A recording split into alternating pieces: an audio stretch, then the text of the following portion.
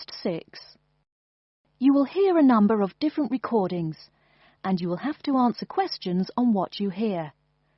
There will be time for you to read the instructions and questions, and you will have a chance to check your work. All the recordings will be played once only. The test is in 4 sections. At the end of the test, you will be given 10 minutes to transfer your answers to an answer sheet. Now turn to Section 1. Section 1.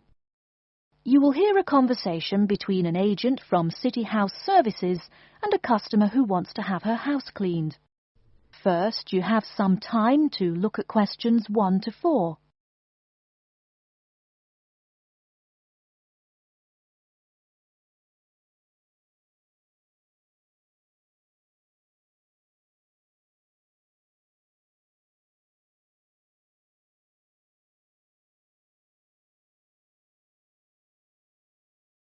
You will see that there is an example which has been done for you. On this occasion only, the conversation relating to this will be played first. Good morning, City House Services. How may I help you? Good morning. I'd like to arrange to have my house cleaned. Certainly. I just need to ask a few questions. First, could I take your name? Yes, it's Barbara Hill. The woman says that she is Barbara Hill, so Barbara Hill has been written in the space. Now we shall begin. You should answer the questions as you listen, because you will not hear the recording a second time. Listen carefully and answer questions 1 to 4. Good morning, City House Services. How may I help you? Good morning. I'd like to arrange to have my house cleaned. Certainly. I just need to ask a few questions. First, could I take your name? Yes, it's Barbara Hill. Thank you. Next, is your house in London? Yes, it's in Kingston in southwest London. Okay, southwest London, and, what's the postcode? SW105. And what is the square footage and what rooms will be cleaning? The whole house is 268 square feet, and there is no need to clean all the rooms. I only want to have my bedrooms cleaned. Okay. How many bedrooms does the house have? 3 bedrooms. Oh no, sorry, we used to have 3 bedrooms, but we only have 2 bedrooms now. Are those single bedrooms or doubles? Doubles. Fine, 2 doubles. There's one more room which needs cleaning. It was used as a bedroom before, and now we have converted it into an office. I understand. 3 rooms have got to be cleaned. And are all of those rooms upstairs? Yes. Then downstairs we have a kitchen diner, conservatory and lounge. The kitchen diner is quite large and has the usual equipment: cooker with oven, refrigerator, cupboards and worktops. The conservatory has a lot of plants, but there's no need to take care of them. The lounge has a leather 3-piece suite and a large coffee table. Thank you. And do you keep any pets? Yeah, I really love keeping them. I've got 2 dogs and 3 cats. Okay, then if our staff come over to offer the service, please take your pets away. Have you looked at our service packages? Yes, I have one in front of me. Excellent. Before you hear the rest of the conversation, you have some time to look at questions 5 to 10.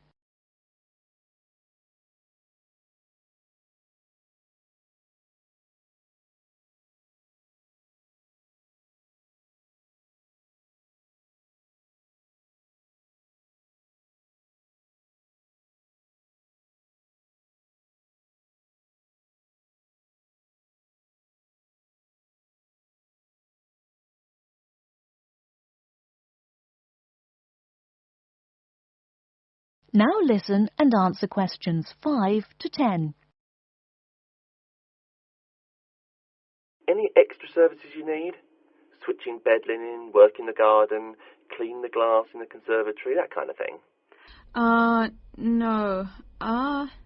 Actually, replacing the bed linen, yeah, that would be good. No problem. I'll just make a note of that. How about curtains, mats and carpets? What would you like us to do with those items? The curtains. I'll have to think about that.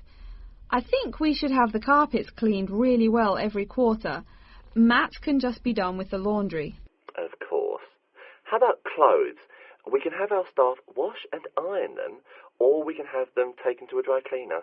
Washing and ironing. No, just ironing. That'll be okay. Okay, fine. I know quite a bit about what you want now. I should let you know that we're located on 12 Amy's Road. That's Amyes. And we work on from Monday to Sunday, except Tuesday and Wednesday. Could you let me know when is convenient for you? Next Friday. No. Oh, that's no good. My son invites his friends over in the afternoon that day. Perhaps next Thursday or next Saturday? Let me check. Okay, next Thursday. When is it convenient for us to come over and provide the service? Is it okay if we come in the morning? Or we may come in the afternoon. It depends on your schedule. I'm okay with any time. Just give me a call to let me know you're coming before you arrive. Sure we will. By the way, how long will it take for the service? We usually work 1 to 3 hours for house cleaning, and the work will take 3 hours at most. And of course, if it takes more than 3 hours, you should pay extra for it. Fine. So, let me just do some calculations. That is the end of section 1. You now have half a minute to check your answers.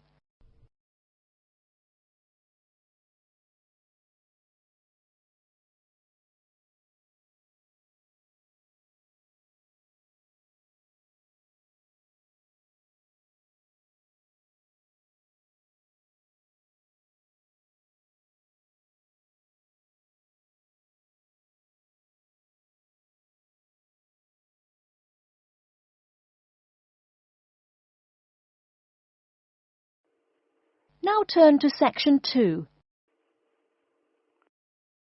Section 2. You'll hear a talk by a security worker from Sydney Airport who is introducing the day-to-day operations of the Australian Quarantine Service. First, you have some time to look at questions 11 to 17.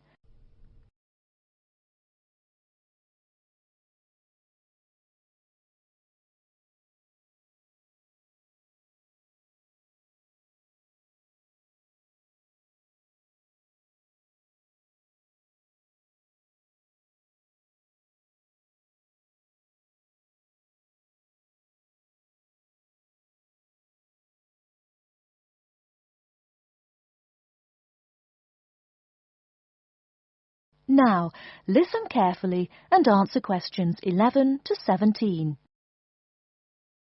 Hi everyone and welcome to Sydney Airport.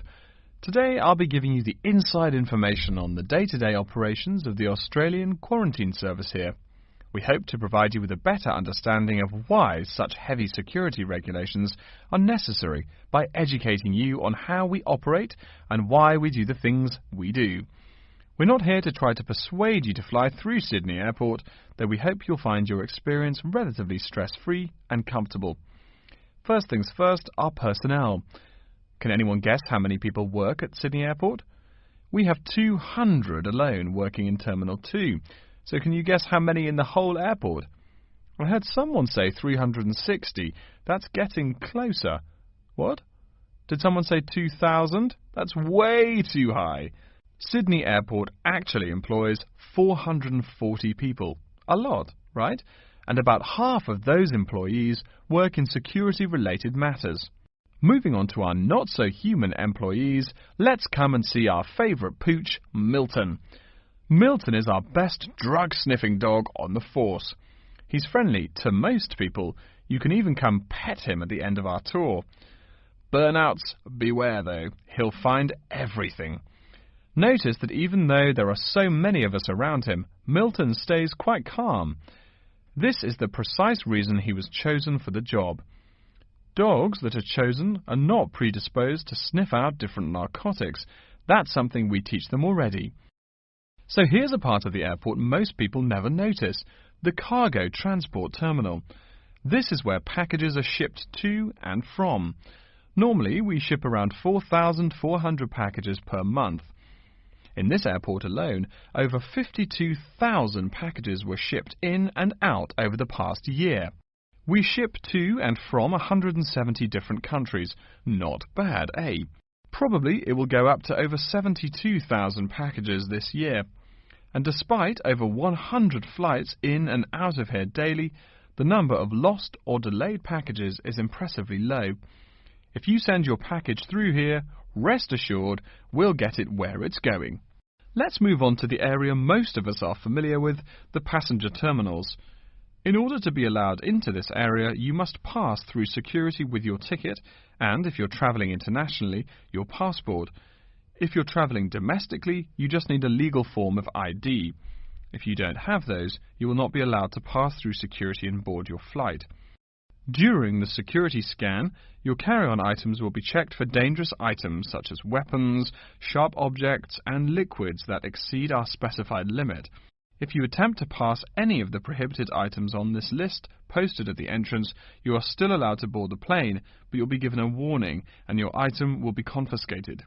Don't worry, we will not arrest you for having too much shampoo in your bag or anything like that.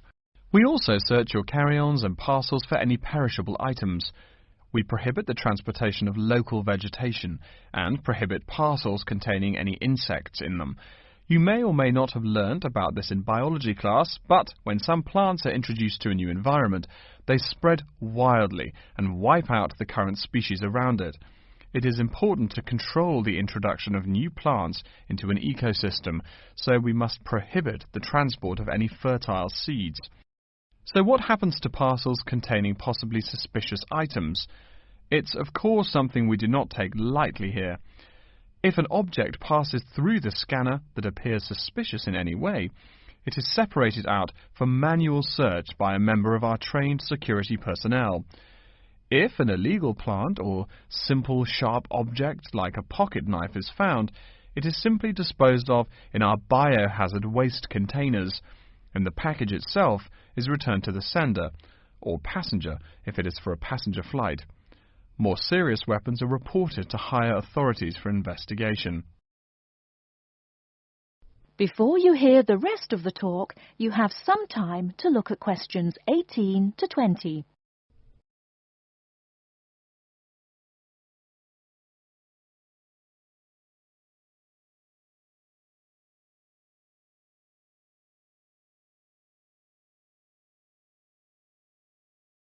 Now listen and answer questions 18 to 20. As far as parcel security, the material of the parcel is important. For shipped goods, the most common material used and the most widely accepted is paper.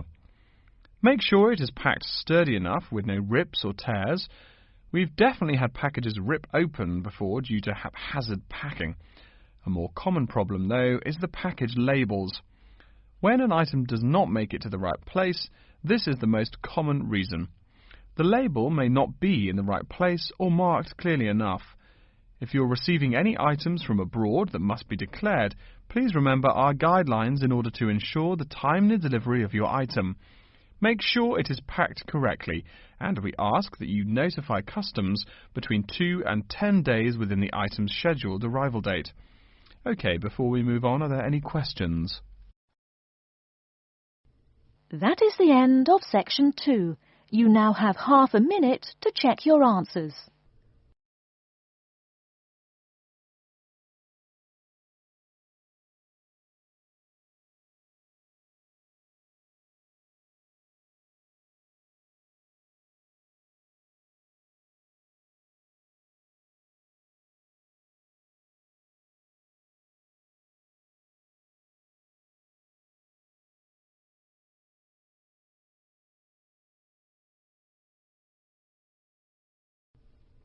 Now turn to section 3. Section 3. You will hear a librarian called Adam Smith talking to the students about how to use the facilities in the library. First, you have some time to look at questions 21 to 26.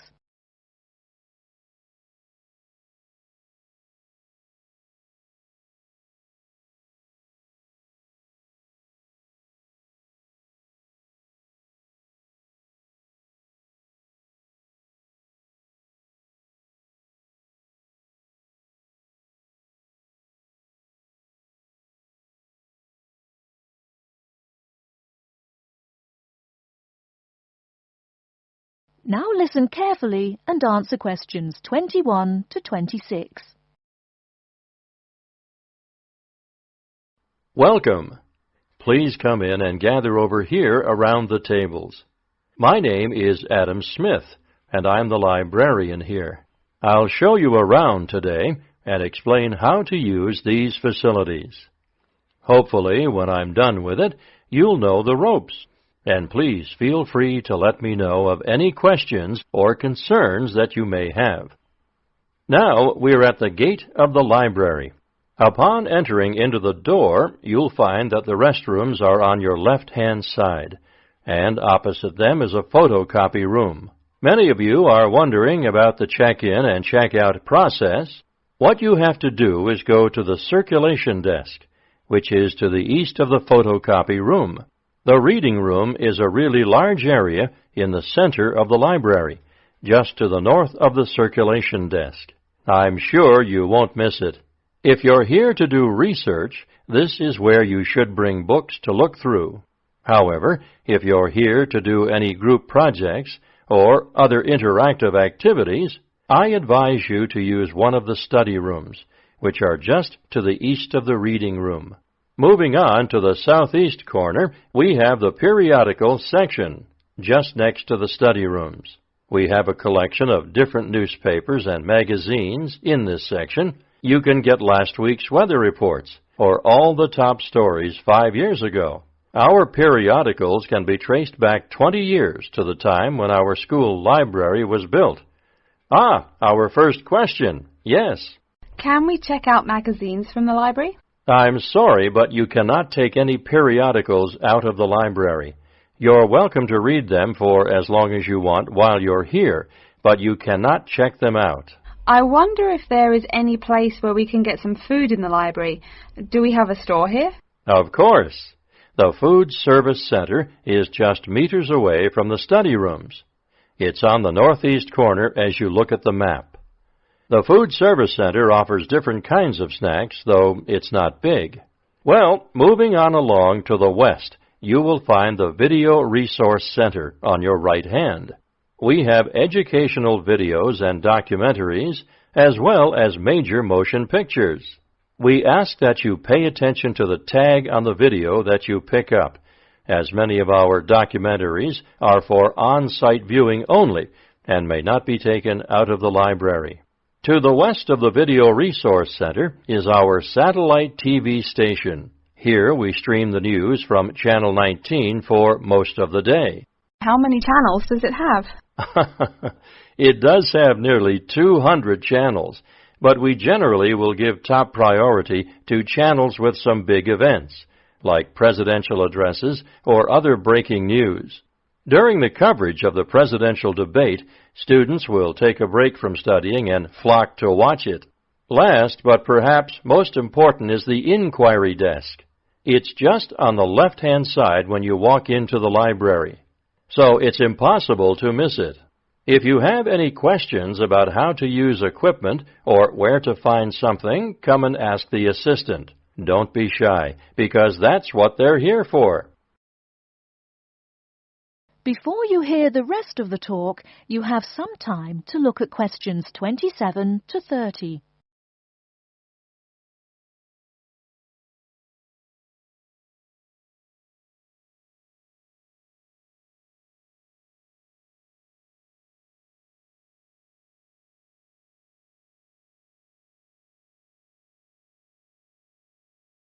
Now listen and answer questions 27 to 30. Speaking of questions, one of the questions we get asked is how to actually check out a book once a student has picked one out. If it's a fiction or non-fiction book, look for the pink and yellow checkout card inside the back cover of the book.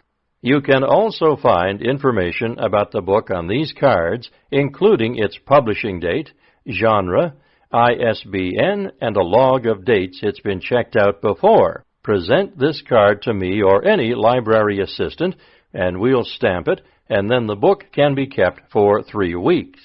You can find general information on a field of study by using one of our subject guides. We have them on paper here, but any of our computers will allow you to search within fields as well. What if the library doesn't have a resource we're looking for? Great question. I'm going to address that. Our library is a network with a number of other universities in the area. So if there is something you're looking for and it's available somewhere in the area, we'll be able to get it for you. However, there are universities which are not part of the network, so we do not share resources with them. If you want more information about the library and its resources, you'll find it in a labeled blue folder on my desk in the Enquiry section. Okay, so that's a lot of information all at once, and I don't expect you to remember it all. The most important thing is please be respectful of the staff, and if you need help with anything at all, come and ask me or one of the assistants. All right, any questions? That is the end of Section 3. You now have half a minute to check your answers.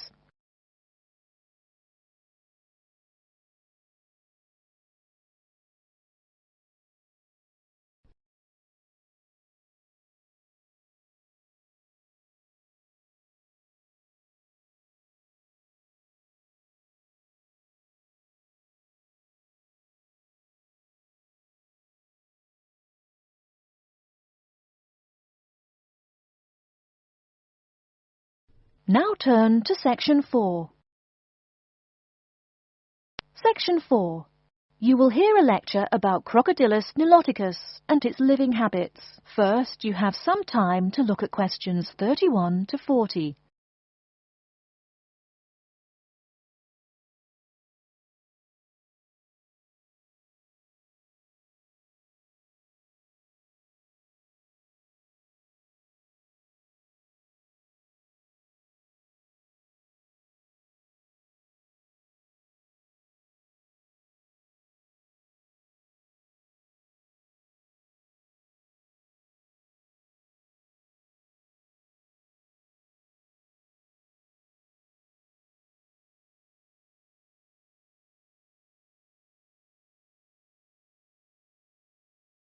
Now listen carefully and answer questions 31 to 40. Good morning. Today we will continue our study of Crocodylus niloticus by talking about its living habits.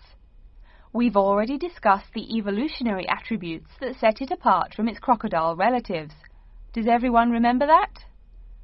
Yes, it has an extremely narrow snout and 3 or 4 rows of protective scales on its back, as compared to 2 rows on other members of the Crocodylus genus. Let's take a look at how these carnivorous man-eaters live, where they live, and finally, whether they really deserve their vicious reputation. To start, I'd like to address a great question posed to me by a student during yesterday's office hours. We talked about the distribution of crocodiles in Africa and saw that they are highly concentrated in the south and west of the continent. This student noticed that on the map displaying the distribution of crocodiles across Africa, there were no crocodiles in the northern region, and found no mention in the literature of the existence of crocodiles in the north of Africa. Why might there be no crocodiles in North Africa? Let's save this question for later in the lecture. To find out more about the social habits of the African crocodile, one researcher named Tara Shine of the University of Ulster in Northern Ireland conducted a survey of the wetlands in Mauritania and received reports of 46 crocodiles living in one group, or float as we say when referring to crocodiles, though the usual number is a little less than half of that. In general, crocodiles are more highly concentrated in wet subtropical environments near bodies of water and rich vegetation. While South American crocodiles thrive in cool rainforests, the African crocodile is more equipped for heat. Though they can survive at the hot temperatures found in some deserts, they are not equipped to handle dry climates and thus cannot survive in places like the Sahara Desert of North Africa. As cold-blooded animals, crocodiles' core temperatures fluctuate from their average of 38 degrees Celsius as external conditions change. Thus, they need to avoid extreme temperatures. Others live an underwater life, keeping a body temperature close to that of the water. As their own unique method of regulating their body temperatures, some African crocodiles have made dens by digging holes in the ground to provide themselves with a cool, dark place to retreat from the hot African sun. Speaking of the hot African sun, let's go back to the question asked at the beginning of the lecture. We know that there used to be crocodiles in northern Africa, yet today there are none. What are some possible explanations for this?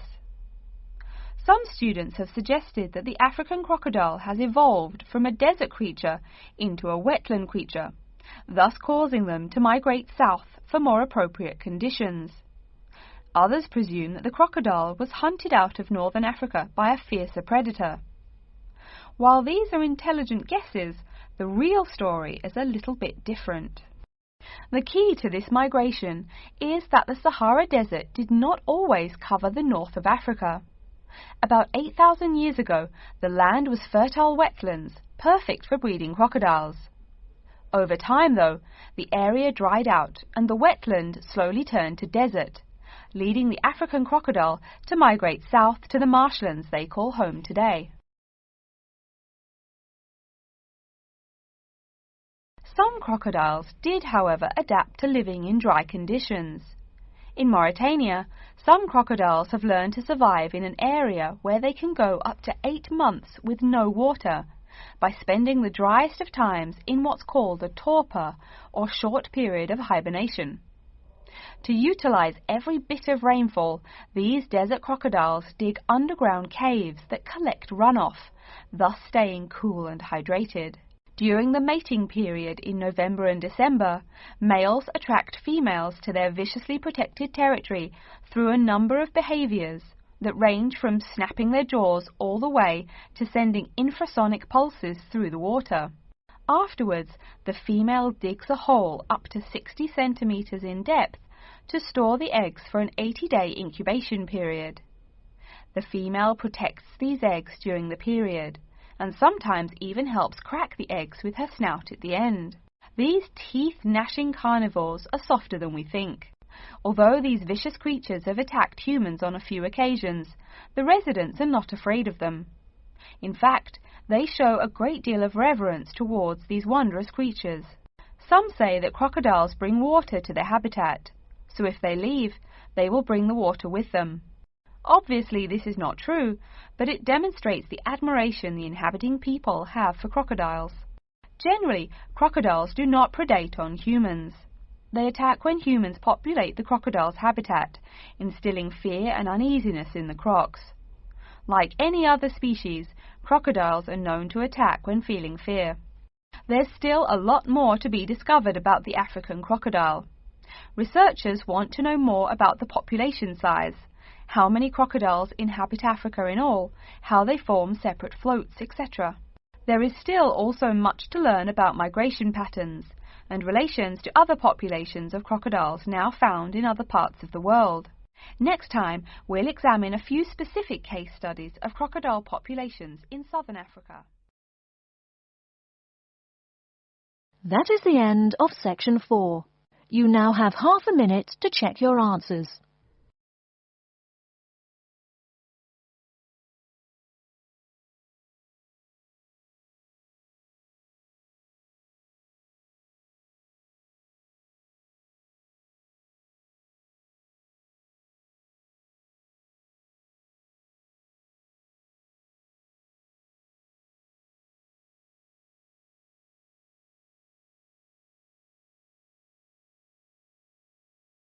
That is the end of the listening test. In the Ielts test, you will now have 10 minutes to transfer your answers to an answer sheet.